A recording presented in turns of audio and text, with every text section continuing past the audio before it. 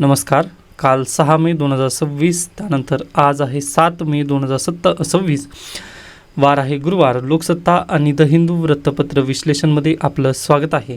त्यासोबतच एक सर्वप्रथम महत्त्वाची सूचना पहा. जर एका दिवशी वृत्तपत्रामध्ये जर चांगल्या बातम्या नसतील तर आपण त्याचं कंटिन्युएशनमध्ये दुसऱ्या दिवशी आपण व्हिडिओ पाहणार आहोत. ओके. व असं मी का करत आहे, 4-5 मिनिटाचा पण व्हिडिओ का बनत नाही, तर ॲज युजल तुम्हाला माहितीच आहे प्रिलिम्स परीक्षा तुमची जवळ आलेली आहे व जे उर्वरित 2027चे ॲस्पिरंट आहेत त्यांनी निश्चिंत राहा. हे करंट अफेअर्स जे आहे ते दरी असल्यासारखं आहे, नदी असल्यासारखं आहे. ती वाहत असणार आहे व त्या वाहत्या नदीला मी तुमच्यापर्यंत नक्की पोहोचण्याचा प्रयत्न करणार आहे. ओके. त्यानंतर काही विद्यार्थ्यांची मागणी होती की सर PDF, तर PDF मी अपडेट करतच आहे पहा. त्याबद्दल तुम्ही काळजी नका करू. ओके. मी ते काम जे आहे ते यशस्वीरित्या पूर्ण करणार आहे. हां, जरी बातमी सुटलेली असेल तर पहा, एक दिवस नाही तर दुसऱ्या दिवशी पण ते तुम्हाला मिळून जाईल. ओके. त्याबद्दल तुम्ही काळजी नका करू. डन. त्याच्यानंतर आजच्या वृत्तपत्र विश्लेषणाला आपण सुरुवात करूयात. तत्पूर्वी आपण कालचं वृत्तपत्र एकदा पाहूनच घेऊयात. ओके. तर पहा, निवडणूक निकाल हे षडयंत्र असल्याचा आरोप, ममतांचा राजीनाम्यास नकार. आता हे शक्य होईल का? तर बिलकुल शक्य होणार नाही. पहा, जरी ममता बॅनर्जी यांनी राजीनामा जरी नाही दिला तरी पहा हे बरखास्त केलं जाऊ शकतं, कारण 7 मे रोजी मुदत आहे आपल्या विधानसभेची वेस्ट बेंगॉलच्या. ओके. मग 7 मे 2026 रोजी त्याची मुदत काय होईल पहा, संपुष्टात येईल व संपुष्टात आल्यानंतर राज्यपाल काय करतील, नवीन मुख्यमंत्र्यांना शपथ घेण्यासाठी बोलवतील व डायरेक्टली पहा सर्व सूत्र जी आहे, नवीन मुख्यमंत्री आले की त्यांना ते घर खाली करावंच लागणार आहे. पहा, अपमानसारखं आहे, पण ठीक आहे, या राजकीय बातमीला तुम्ही जास्त तवज्जो नका देऊ असं माझं मत आहे. त्यानंतर सत्ता स्थापनेची सूत्रे अमित शहाकडे. 9 मे रोजी शपथविधी होणार आहे वेस्ट बेंगॉलमध्ये. नेक्स्ट आहे पहा, केंद्रीय मंत्रिमंडळाचा निर्णय, साखर हंगामासाठी FRP प्रति क्विंटल 365 रुपये तिथे वाढवण्यात आलेली आहे. म्हणजे 300 रुपयांनी वाढवण्यात यावी अशी मागणी होती शेतकऱ्यांची, पण त्यांनी फक्त 100 रुपयांनी FRP वाढवलेली आहे. आता FRP फक्त एका पिकासाठी दिली जाते, ती की आहे ऊस. बाकी MSP दिली जाते अन्य पिकांसाठी. हा अतिशय महत्त्वाचा पॉईंट लक्षात ठेवा. UPSCचा फेवरेट प्रश्न आहे. डन. नेक्स्ट आहे, लैंगिक अत्याचारातील गुन्हेगारांना पॅरोल नको. नरसापूर प्रकरणावरून मुख्यमंत्र्यांचे निर्देश व लवकरच यामध्ये कायद्यामध्ये तरतूद करण्यात येणार आहे. याच्यापूर्वी पहा 2014 ते 19 दरम्यान कायदा होता आपल्याकडे, जे की लैंगिक गुन्हेगार जर असेल तर त्याला पॅरोल तिथं देण्यात येत नव्हती पूर्वी. पण पहा, बॉम्बे हायकोर्टानं म्हटलं की नाही, पॅरोल पण त्यांचा अधिकार आहे असं म्हणत बॉम्बे हायकोर्टाने स्टक डाऊन केला महाराष्ट्र सरकारचा कायदा. मग त्यामुळे देवेंद्र फडणवीस परत एकदा हा कायदा बनवणार आहेत. मग कायदा बनवू द्या, त्यावेळेस आपण हे पाहणार आहोत. न्यूज इन प्रोसेस आहे, हा पॉईंट तुम्ही लक्षात ठेवा. पुढे चला. सरळ सेवा भरतीला वेग, मागणीपत्र देण्याचे आदेश. तलाठी भरतीसाठी MPSCची कारवाई सुरू. लवकरच MPSC मार्फत तलाठी भरती होणार आहे. विभागीय आयुक्तांना 8 मेपर्यंत मुदत देण्यात येणार आहे. त्यामुळे प्लीज MPSCची तयारी किंवा म्हणजे तुम्ही यापूर्वी सरळ सेवेची तयारी करत होतात ना, त्या MPSCकडे शिफ्ट व्हा व अगदीच थोडंसं प्रिपरेशन तुमचं फास्ट ट्रॅकमध्ये वगैरे ठेवण्याचा प्रयत्न करा. हां, सरळ सेवेला आता मी काय करेन पहा, किंवा तलाठी भरती असू द्यात किंवा MPSC भरतीसाठी जास्त करंट अफेअर्स ग्रास्प करण्याचा मी प्रयत्न करेन. कारण याच्यापूर्वी माझं जे काही होतं करंट अफेअर्स घेण्याची स्टाईल ती UPSC सेंट्रिक किंवा MPSC मेन्स सेंट्रिक मी जास्त घ्यायचं.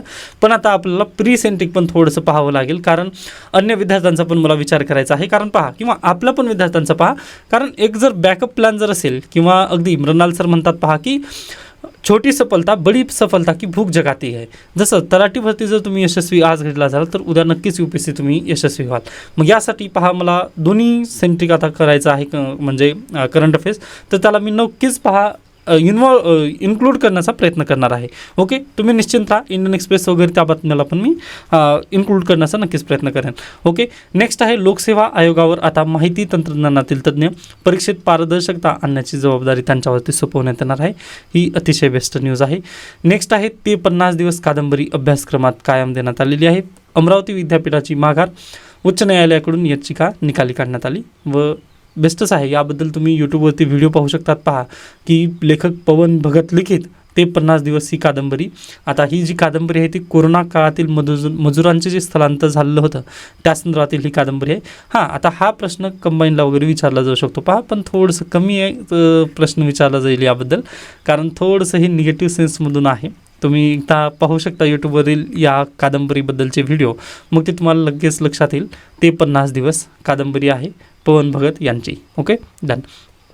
त्यानंतर पुढे नेक्स्ट पहा, गजची एकही बातमी नाही आहे. त्यानंतर महाराष्ट्र देशामधील महाराष्ट्राच्या विकासाचा नवा अध्याय याबद्दल चर्चा करण्यात आलेली आहे, पण हे स्किप करू शकता तुम्ही, कारण एका सरकारबद्दलच त्यांनी थोडंसं वाहवा करण्याचा प्रयत्न केला आहे. महाराष्ट्र देश म्हणजे आता अगदी राज्य आहे मान्य आहे, पण महाराष्ट्र देश कशा पद्धतीने आपला प्रस्थापित झालेला आहे याबद्दल तिथं जास्त चर्चा केली आहे, त्यामुळे मी त्याला स्किप केला आहे. त्यानंतर काँग्रेसच्या कलमांचे कलम याला पण तुम्ही स्किप करा. ऑपरेशन सिंधूची वर्षपूर्ती त्याबद्दल एक आर्टिकल आलेलं आहे आजच्या लोकसत्तामध्ये, त्याला थोडक्यात मी सांगणार आहे.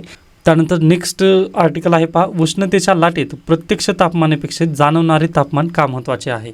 ओके, तर पहा, तुम्ही कधी आपल्या मोबाईलवरती ACCU वेदर म्हणजे आता अगदी प्रत्येकाच्या मोबाईलमध्ये तेच ॲप आहे पहा, तर ACCUweather.com या वेबसाईटला जर भेट दिली ना, तिथे आपला दाखवतं तापमान. आजचं तापमान 40 डिग्री सेल्सिअस जर असेल तर जाणवणारं तापमान म्हणजे फील्स लाईक असं तिथं ऑप्शन येतं पहा, feels like 42 degree Celsius. Okay, यामधील तफावत हे सांगण्याचा हा आर्टिकल आहे, त्याला मी थोडक्यात समजावून सांगण्याचा प्रयत्न करेन पहा तुम्हाला. आता आपण जे थर्मोमीटरने जे तापमान मोजतो ना, ते तापमान आपला 40 डिग्री सेल्सिअस दाखवत असतं. पण तुम्ही ज्या बंद खोलीमध्ये असता किंवा तुम्ही ज्या घरामध्ये असता तिथे काय होतं पहा, आपल्या घराचं छप्पर तापतं. ओके, ते छप्पर तापल्यानंतर तिथे काय होतं पहा, जे वारा आहे ते कोंडलं जातं, त्यामुळे हीट निर्माण होते व आपल्या आजूबाजूची जी हीट आहे ती आपल्याला जाणवायला लागते. मग त्यामुळे 1 ते 2 डिग्री सेल्सिअस पहा आपलं जे तापमान आहे ना ते वाढवतं. मग ते हीटमुळे जे तापमान वाढलेलं असतं त्याला आपण काय म्हणतो, फील्स लाईक इट, किंवा म्हणजे जाणवणारं जे तापमान आहे आपल्या बॉडीला जे तापमान जाणवत आहे त्याला आपण अगदी तिथे वाढीव दर्जा देतो. व हे आपल्याकडे थर्मोमीटरला मोजलं जातं का, तर बिलकुल नाही, थर्मोमीटरने हे मोजलं जाऊ शकत नाही. या कारणानिमित्त पहा, जे ॲप्स आहेत ना त्यामार्फत हे कदाचित मोजण्यात येतात. म्हणजे ते कोणत्या प्रणालीचा वापर करतात हे आपल्यासाठी गरजेचं नाही, पण ते सांगण्याचा प्रयत्न करतात किंवा 40 डिग्रीवरून हे 45 डिग्री तुम्हाला जाणवत असेल म्हणून. ओके, हां, बाहेर तापमान खूप कमी दाखवलं जातं, परंतु त्याचा परिणाम आपल्या बॉडीवरती जास्त पडत असतो. या कारणानिमित्त जे फीलचं जे तापमान आहे ते पण इथं कन्सिडर केलं जातं. व या तापमानाचं महत्त्व काय आहे पहा, तर सरकार काय करतं, ज्यावेळेस तुम्हाला हीटवेव्ह आलेली आहे आपल्या देशामध्ये हे सांगण्याचा प्रयत्न केला जातो ना, त्यावेळेस हे या तापमानाची तिथं नक्कीच नोंद घेतली जाते, किंवा जे वेदर आहे ते तुम्हाला किती फील होत आहे किंवा जे टेम्परेचर आहे ते तुमच्या बॉडीवरती किती लागत आहे यानुसार पहा जे हीट वेव्ह आहेत किंवा तुमच्या ज्या बॉडीवरती परिणाम करणारे जे घटक आहेत ते आपला या वेदरचे परिणाम होतात. ओके, हे तर खूप कमी असणार आहे. ओके, जे थर्मोमीटरने तापमान दिसणार आहे ते खूप कमी असेल, पण प्रत्येकाच्या घरामध्ये विविध पद्धतीने ते तापमान हिट करणार आहे पहा. मग यासाठीच पहा अगदी आपला फील किंवा जे जाणवणारं तापमान असतं त्याचे तिथं महत्त्व आहे. मग भारत देशामध्ये याची गणना अगदीच मी म्हटलं ना ACCU वेदर किंवा weather.com या संस्थांद्वारे केली जाते किंवा या ॲपद्वारे केली जाते. त्यानंतर कॅनडा असू द्या, ऑस्ट्रेलिया असू द्या, या देशामध्ये मात्र तिथे याच तापमानाची तिथं नोंद घेतली जाते. ओके, भारत देशामध्ये डायरेक्टली नोंद न घेता इनडायरेक्टली नोंद मात्र या तापमानाची नक्की घेतली जाते.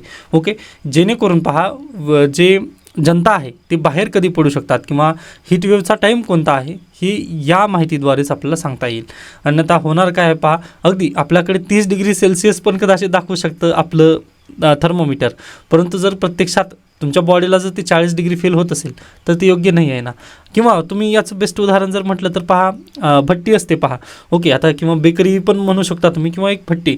ओके, त्याचं वरून जर तापमान पाहिलं तर ते खूप कमी असणार आहे, पण आतमध्ये जर गेलात ना भट्टीमध्ये तुम्हाला खूप त्याची उष्णता जाणवायला लागेल. अगदी तशा पद्धतीने आहे हे हीटवेव्ह आपल्याला जाणून घेण्यासाठी जाणवणारे तापमान खूप महत्त्वाचं ठरतं. आय होप हा आर्टिकल समजला असेल. असा प्रश्न परीक्षेला विचारला जाणार नाही, पण तुम्हाला माहिती असावं नागरिक या नात्याने हा प्रश्न अगदी गरजेचा होता. ओके, त्यानंतर पुढे चला, नेक्स्ट न्यूज आपल्यासाठी गरजेच नाही. अशा पद्धतीने आता कालचा लोकसत्ता संपतो. पुढचा आहे आजचं लोकसत्ता. तमिळनाडूत सत्ता स्थापनेसाठी विलंब, आज शपथविधीची शक्यता कमी, काँग्रेसच्या पाठिंब्याने नवी खेळीची चर्चा.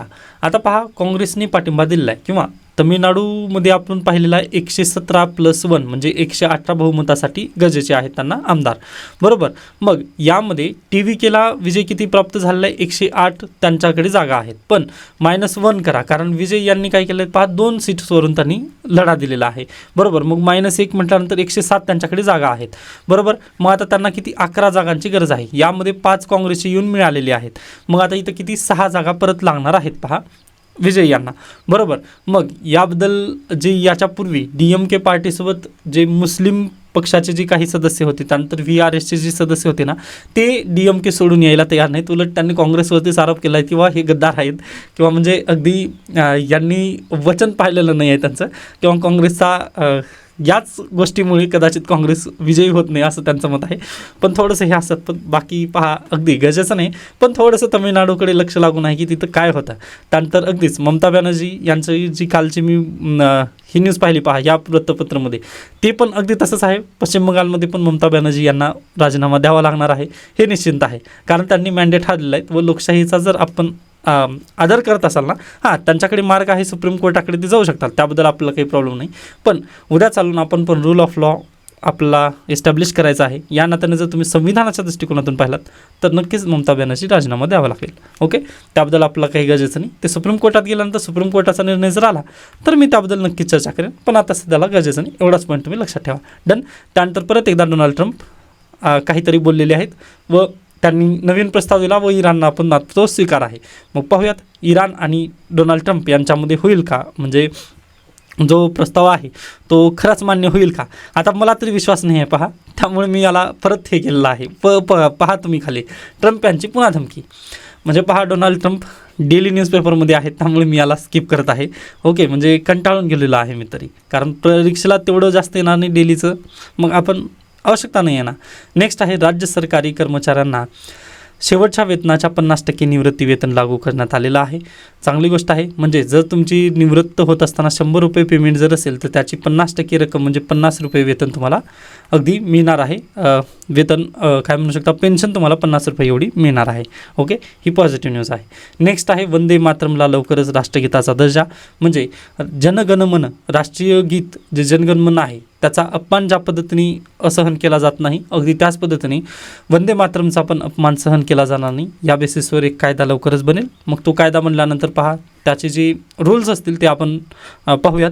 पण सध्याला वंदे मातरमचा आदर करणं गरजेचं आहे, कारण अगदी वंदे मातरम हे पहिलं गीत आहे ज्यावेळेस म्हणजे अगदी जे क्रांतिकारक होते त्यानंतर भारतीय स्वातंत्र्य लढ्यामध्ये याचा उपयोग झालेला आहे.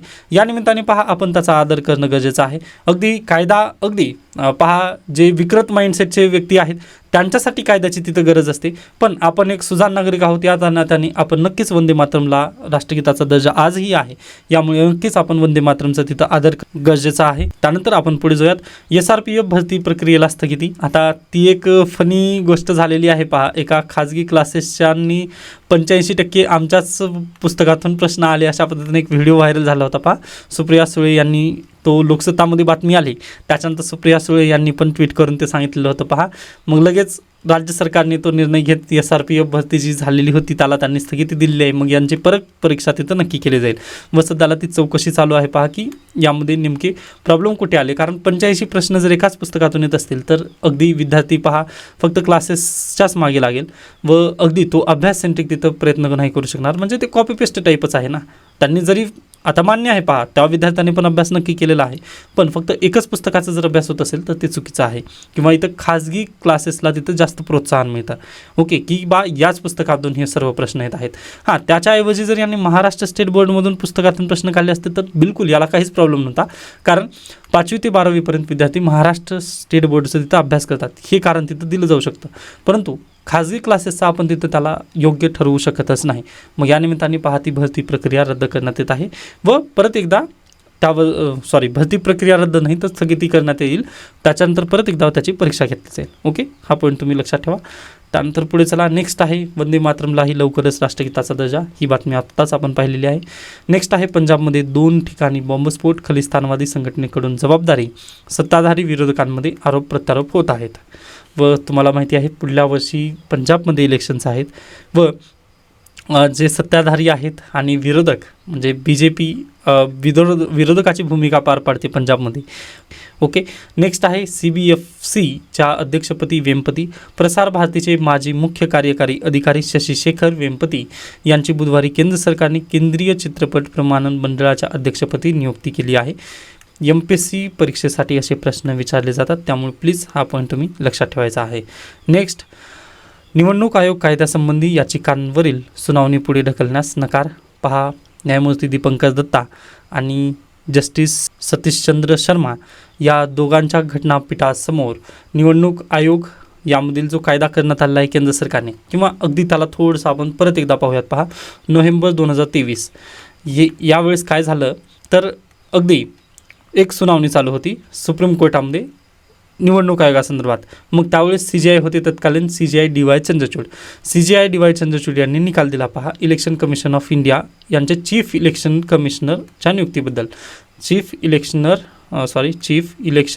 कमिशनर CEC यांच्या नियुक्तीसाठी त्यांनी एक निकाल दिला. त्यामध्ये त्यांनी म्हटले की एक असेल CJI, दुसरा असेल PM, तिसरा असेल पहा ऑपोजिशन पार्टी लीडर. या तिघांच्या समितीमार्फत चीफ इलेक्शन कमिशनर आणि इलेक्शन कमिशनर यांची नियुक्ती केली जाईल. पहा, सुप्रीम कोर्ट असा निकाल देण्यामागचं कारण काय होतं तर लक्षात घ्या तुम्ही. आपल्या भारत देशामध्ये काय लोकशाही आहे, बरोबर. मग लोकशाही अगदी जर टिकून राहायची असेल तर मतदान काय आहे, जरुरी आहे मतदान. मग इलेक्शन कमिशनर कसा असायला पाहिजे, पहा अगदी ट्रान्सपरंट असणं गरजेचं आहे, किंवा तो पहा एका पक्षाकडे झुकलेलं असू नये.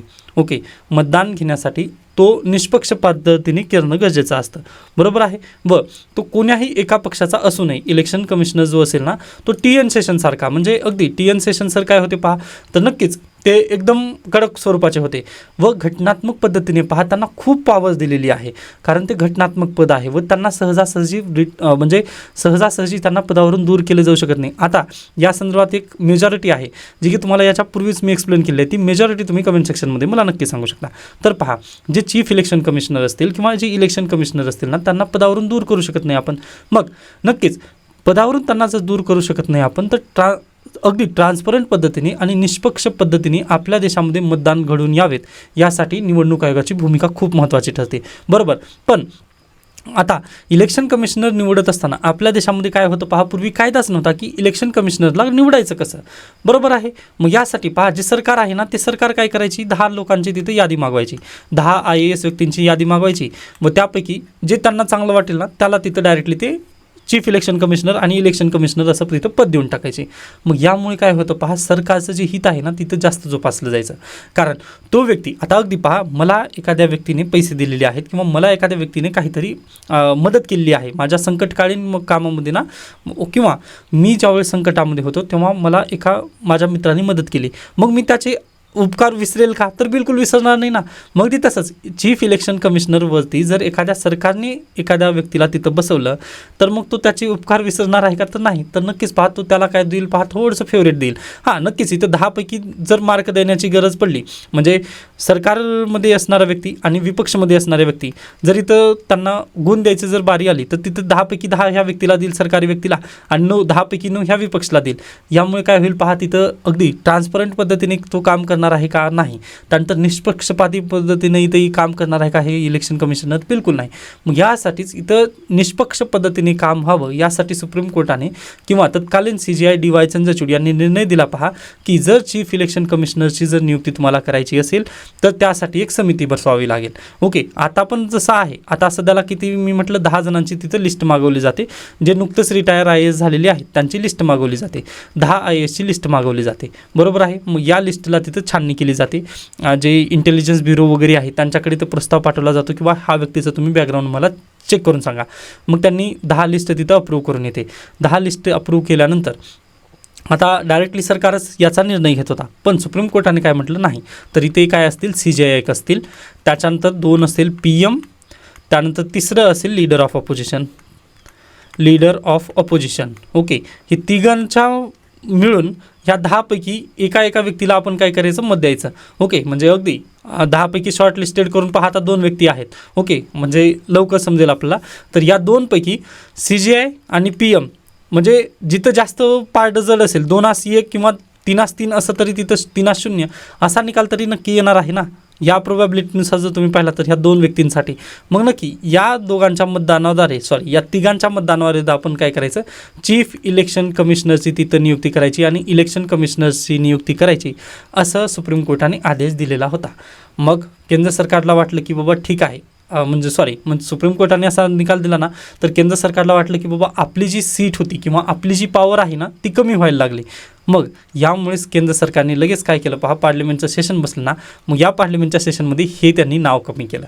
CGIच्या नावाच्या ऐवजी त्यांनी नाव कोणाचं टाकलं, मग कॅबिनेट मिनिस्टरचं नाव टाकलं तिथं. ओके, इथे एक कॅबिनेट मिनिस्टरचं नाव टाकलं. मग कॅबिनेटचं नाव टाकल्यानंतर पहा आता काय होणार आहे, पारडं कोणाचं जड होणार आहे, हेच पारडं येणार आहे ना, 2-1. राहुल गांधींचं इथं काही चालणार आहे का, तर बिलकुल नाही. मग लास्ट इयर वेळेस लास्ट ज्यावेळेस इलेक्शन झाले, इलेक्शन कमिशनरची नियुक्ती करायची होती पहा, त्यावेळेस तसं झालं.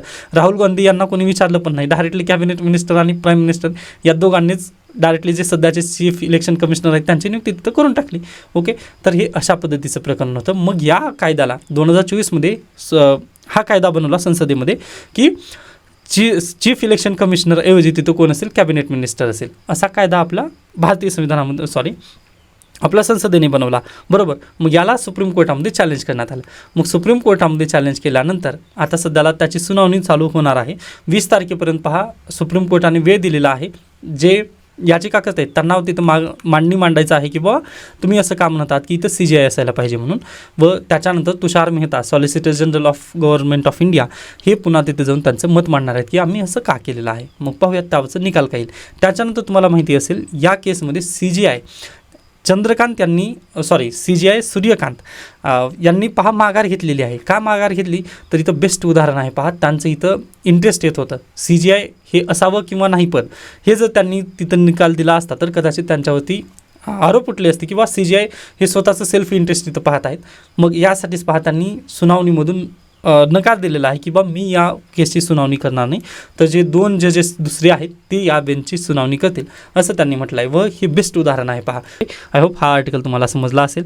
त्याच्यानंतर नेक्स्ट आर्टिकल आपल्यासाठी गरजेचे नाही आहेत, स्किप करू शकता, म्हणजे दोन्ही आर्टिकल तुम्ही स्किप करा. नेक्स्ट आहे पहा, रुपयाची 100 ही इराण युद्धाबद्दल अनिश्चितता चलनाला आणखी किती खोलात नेईल, हा प्रश्नचिन्ह आहे. पण RBI आता काय करणार आहे पहा, बॉन्ड इश्यू करणार आहे. व ते बॉन्ड कसे असतील तर डॉलर घेण्यासाठी.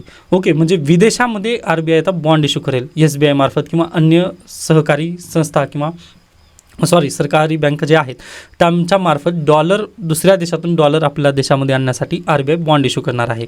आता हे कसं किंवा का केलं जाणार आहे, तर पहा आपला रुपया दिवसेंदिवस पडत आहे. ते पडण्यामागची कारण काय आहेत, तर डॉलरची मागणी वाढत आहे आणि डॉलर आपल्या देशामध्ये आपण तयार करू शकत नाही, त्यामुळे पहा पुरवठा त्याचा कमी आहे. डॉलरचा पुरवठा कमी आणि डॉलरची मागणी वाढली, किंवा आता अगदी याला एक वस्तू समजून घ्या तुम्ही. जर एखाद्या वस्तूची मागणी वाढली आणि त्या वस्तूचा जर पुरवठा कमी झाला तर काय होते पहा, त्याची किंमत वाढते. अगदी तसंच होत आहे. डॉलरची मागणी वाढली व डॉलरचा पुरवठा कमी, या कारणानिमित्त पहा डॉलर अगदी स्ट्रॉंग होत आहे. निर्मला सीतारामन यांच्या जर भाषेत तुम्हाला सांगायचं म्हटलं तर रुपया घसरत नाही आहे, तर अमेरिकन डॉलर मजबूत होत आहे. मग अगदी याच पद्धतीने अमेरिका डॉलर आता 100 रुपयाच्या पुढे जाण्यासाठी तयार झालेला आहे. अमेरिकी डॉलरच्या मागे रुपया हा 100 रुपयेपेक्षाही खाली जाण्याचा आता तयारीत झालेला आहे. मग यासाठी RBI काय करणार आहे, तर डॉलरची जी मागणी आहे ती तर वाढतच राहणार आहे. मग जो पुरवठा आहे ना याला स्टेबल करण्यासाठी पहा दुसऱ्या देशामधून आपण डॉलर घेऊन येणार आहोत. त्यांना आपण बॉन्ड देऊयात व बॉन्ड विक्री करून आपण डॉलर वापस आपल्या देशामध्ये घेऊयात, जेणेकरून पहा पुरवठा जो आहे तो डॉलरचा थोडासा व्यवस्थित होईल. मग सुरळीत पद्धतीने जर परत एकदा पुरवठा डॉलरचा जर आपल्या देशामध्ये व्हायला लागला तर आपण काय करू पहा, जो रुपया आपला अगदीच डबघाईला जात आहे तो परत एकदा स्ट्रॉंग होईल, असं विश्लेषकांचं इथं मत आहे. त्यामुळे UPSC परीक्षेला प्रश्न नक्की विचारते की RBI बॉन्ड इश्यू करू शकते का, किंवा SBI RBIच्या मार्फत SBI बॉन्ड इश्यू करू शकते का, तर बिलकुल यस. कारण 2000 मध्ये असंच झालेलं होतं. त्यावेळेस SBIने डॉलरसाठी बॉन्ड इश्यू केलेले होते पहा, इथं देण्यात आलेलं आहे. ओके डन, एवढं पॉईंट तुम्ही लक्षात ठेवा, बाकी आपल्यासाठी गरजेचं नाही. ओके, तर अशा पद्धतीने आजचा लोकसत्ता इथे संपतो. डन. त्याच्यानंतर आता चला कालचं द हिंदू. कालच्या द हिंदूमध्ये दुसरे आर्टिकल महत्त्वाचे नाहीत, पण एक आर्टिकल खूप महत्त्वाचा आहे. तर हा आर्टिकल पहा बुलडोझर जस्टिसबद्दलचा आहे. ओके, आता बुलडोझर जस्टिस म्हटल्यानंतर काही विद्यार्थी त्याच्या पॉझिटिव्हली बोलतील, पण काही विद्यार्थी त्याच्या निगेटिव्हली बोलतील. पण तुम्ही काय करणार आहात, किंवा मी पहिल्या दिवशीच तुम्हाला रूल सांगितलेला आहे, तुम्हाला रूल ऑफ लॉ इस्टॅब्लिश करायचा आहे. रूल ऑफ लॉ म्हणजेच काय, कायद्याचं राज्य. आता हे कायद्याचं राज्य काय असतं, तर भारतीय संविधानाने जर ढांचा आपला समजून दिलेला आहे की बा तुम्हाला असंच करायचं आहे, त्याचं आपल्याला तिथे काय करावं लागेल, त्याचं कायद्याचं पालन करावं लागेल. बरोबर आहे. मग ते कायद्याचं पालन आपण कसं करू शकतो, तर हे आपण एकदा समजून घेऊयात. तर पहा, एखाद्या व्यक्तीचे फंडामेंटल राईट काढून घ्यायचं म्हटलं तर आपल्याकडे काय आहेत, प्रोसिजर एस्टॅब्लिश्ड बाय लॉ आणि ड्यू प्रोसेस ऑफ लॉ. यानुसारच तुम्ही त्याचा फंडामेंटल राईट तिथं काढून घेऊ शकता. म्हणजेच काय आता तर पहा, एखाद्या व्यक्तीला फाशीची शिक्षा सुप्रीम कोर्टाने सुनावली आहे, बरोबर. मग तिथं ह्या दोन गोष्टी तयार पाहिल्या जातात, ड्यू प्रोसेस ऑफ लॉ आणि प्रोसिजर इस्टॅब्लिश्ड बाय लॉ. आता हे म्हणजे काय नेमकं असतं तर पहा, जो कायद्यानुसार या व्यक्तीला फाशी होत आहे ना, आता त्या व्यक्तीला फाशी झाली म्हटल्यानंतर पहा, त्याचं आर्टिकल 21 आपण काढून घेत आहोत, म्हणजे त्याचा जीवन जगण्याचा अधिकार आपण काढून घेत आहोत, म्हणजे त्याचा आपण फंडामेंटल राईटचं व्हायोलेशन करत आहोत, बरोबर. मग ह्या फंडामेंटल राईटचं व्हायोलेशन करण्यापूर्वी आपण ते तपासतो की बा हे कोणत्या कायद्यानुसार आपण त्याचं फंडामेंटल राईट काढून घेत आहोत.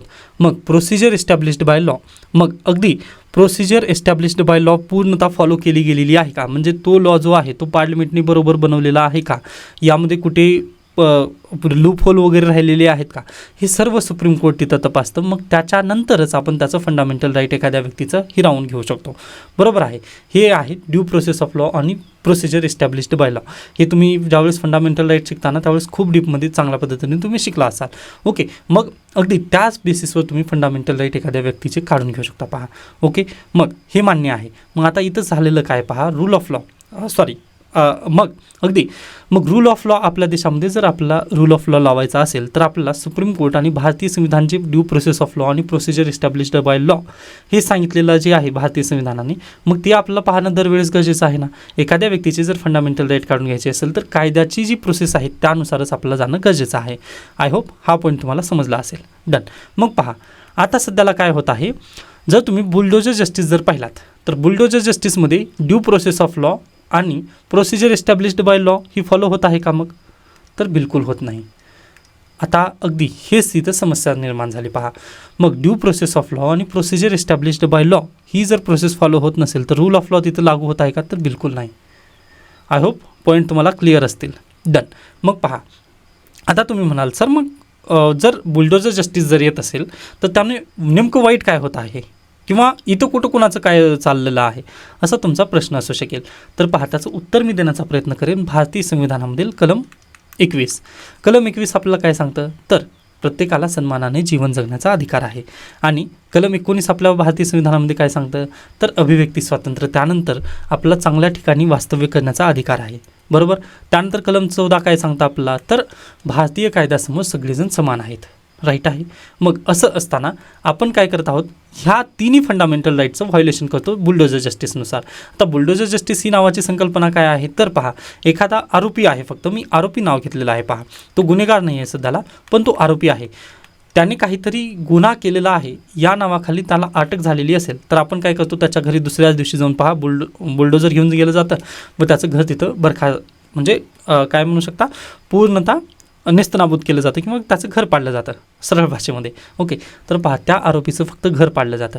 मग आरोपीचं घर पाडल्यानंतर पहा, अगदी त्याचं एक ठीक आहे, परंतु त्याच्या घरच्यांचं म्हणजे अगदी त्याचे आईवडील, त्याचे वृद्ध आजी आजोबा, त्याच्यानंतर त्याची पत्नी, त्याच्यानंतर त्याची लेकरं, ओके, मग ह्या सर्वांचा जर तुम्ही विचार केलात तर त्यांचं काय इथं आर्टिकल 21, आर्टिकल 19, आर्टिकल 14 ही तिन्ही इथं काय होत आहेत, पूर्णतः बरखास्त केली जात आहेत किंवा त्यांचे आपण जे काय फंडामेंटल राईट्स आहेत ना ते व्हायोलेट करत आहोत. व ते कोण करत आहे तर राज्य सरकार आणि केंद्र सरकार यांच्यामार्फत हे व्हायोलेशन होत आहे, बरोबर आहे.